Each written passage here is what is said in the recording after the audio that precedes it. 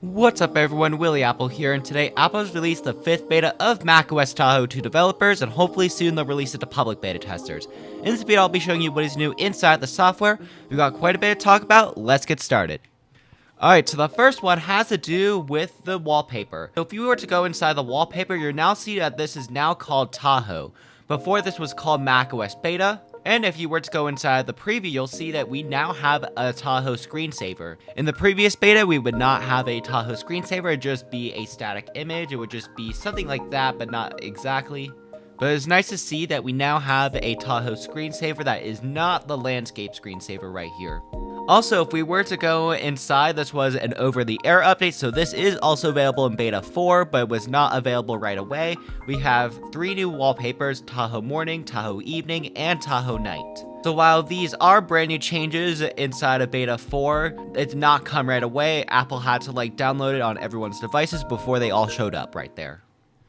Now the next change has to do with Form UI. You may have already noticed it already, but if we were to go inside of any section inside of settings, you'll see that settings looks a little bit different. And the reason why it looks different is that Apple has removed the borders and adjusted the color of all these elements right here. So this is a system-wide change. For example, if we were to go inside of Willy Study right here, you'll see that the UI looks very different here as well. It doesn't have borders like it did before. And personally, I was not a big fan of the Form UI inside of Beta 4 and below, but now I'm actually kind of a fan, although adjusting is going to be needed for my apps right here, it looks like. It does look a lot better already, especially inside of settings with the default colors and stuff like that. And it's throughout the entire settings. You can see even up here for the accessibility bar, you'll see that everything looks a lot cleaner, a lot different, and a lot more simplified. This is what Ventura, I think, should have looked like from the start. It actually did, but then Apple kind of reverted it and made it look different. So thankfully, Apple has went ahead and changed it to this, and I think it looks very nice. Now the next change has to do with Safari. If you were to go inside of Safari right here, you'll see that right here, if you have your profile set up, you now have an icon right here. So if you were to switch to any profile, you'll see that you have a profile icon. Before, you would not have a profile icon for whatever reason, but now you do. The next change has to do with the control center. And if you were to go inside the control center and click on edit controls and then scroll down a bit, you're going to see that inside the connectivity section, the icons are now blue. Before, they would just be white, indicating that they were turned on, but now they're blue. Although if you were to add it to the control center, they are still white right here. I don't know if Apple will be changing that or not, but that is something to keep in mind, that the icons are now blue and not white. Now the next change is inside of settings. If you were to go inside of settings right here and then go to sound, you're going to see that this bar right here is more extended. So before, it would just be pretty much right here, would just say output and input, it'd be aligned to the left, but now it is kind of like how it was inside of Sequoia, where it's now output and input. Although it does look a lot better than it did in Sequoia, I just think this looks a lot better than it was inside the previous beta, which is what's important here. Now the next change has to do with iPhone mirroring, and you're going to see that if your phone was being actively used or something, you're going to see that there's a new glyph icon right here. So it's more of a Tahoe modern style icon. Before, it was just an actual phone, I think it was. So Apple's going more minimalist here, which I think looks a lot better and more consistent inside of Tahoe. So just to let you know, there's a new icon inside of here. I think it looks a lot better than it did before. Now the next change is also inside of settings. If you were to go inside of the menu bar settings and then scroll down, you're going to see that it now says reset control center. Before, this would say reset menu bar and control center, but now it just says reset control center. Kind of similar of what it says inside of iOS, which I think is a lot better. Now this next change is most likely a bug, and it has to do with the Apps app. It is that you could open up the Apps app with the Apps app, which I don't know why this is a thing. I don't know how this is a thing. Maybe Apple forgot to add the blacklist to show up inside of here. But just letting you know, you can open up the Apps app with the Apps app. It's kind of a tongue twister right there. Now the next change has to do with Finder. If you were to scroll down to AirDrop right here, you're going to see that you now have a new AirDrop icon. So this is what the icon looks like right here. It seems like it's a flipped Find My icon, which this is what it is right here. Kind of weird that Apple would use a flipped Find My icon for it and then just make it blue and cut a pizza slice out of it. But it is what it is.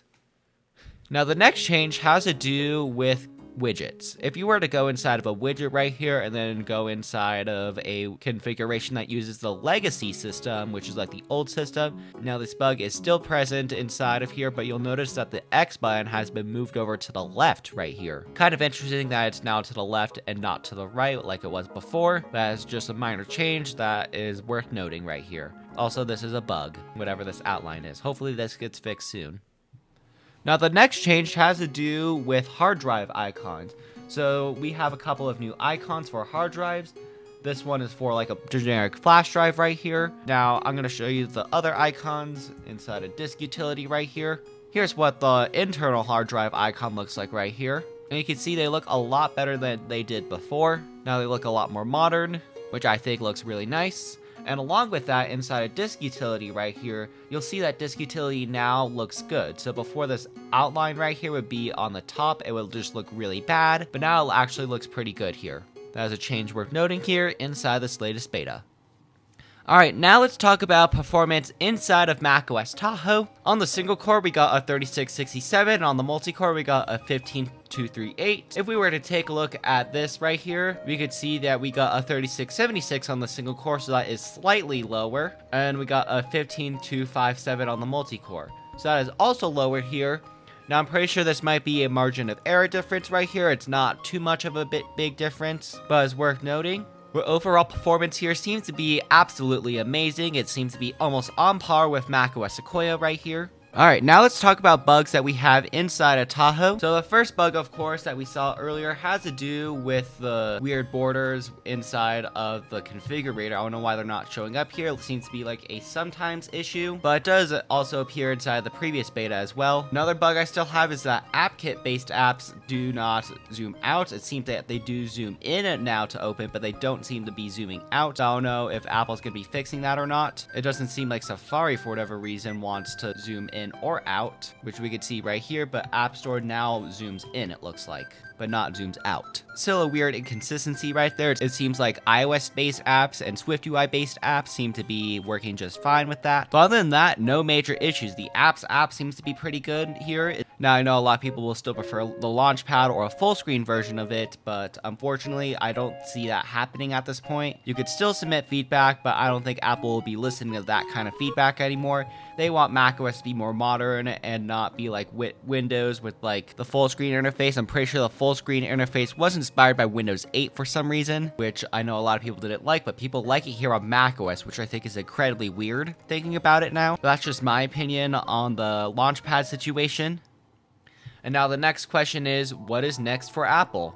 Alright, so I have a little calendar widget right here. Today is August 5th. And I am expecting the next beta 6, to come out on the 11th or 12th. Now, the reason why I said the 11th or the 12th is because Apple typically moves to a 1-week cycle. So if I had to bet my money on it, I would choose the 11th, to be honest, because Apple typically likes releasing betas on Monday. I don't know why they released it on a Tuesday, but it is what it is. I guess Apple just wanted it to feel a little bit longer for whatever reason when they had to fix a last-minute issue. But that is something to keep in mind. Anyways, thanks for watching. Come on, subscribe, download my apps in the description down below, and I'll see you in my next video. Bye!